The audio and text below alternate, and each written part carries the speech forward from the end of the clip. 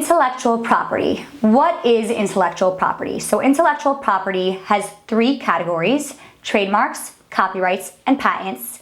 And it refers to creations of the mind, okay? Inventions, literary works, artistic works, symbols, imagery, brand names, logos that you will use for your brand.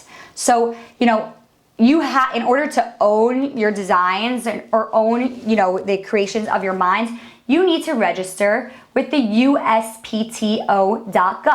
That is the United States, official place to register any IP, legalities. So what is a trademark? Okay, a trademark is a word, phrase, symbol, or design that identifies and distinguishes, your brand from another brand specifically. So for example, Chanel's CC is their trademark. My butterfly is my trademark. What does that mean? That means that I own my butterfly shape in whatever categories I have registered my trademark for.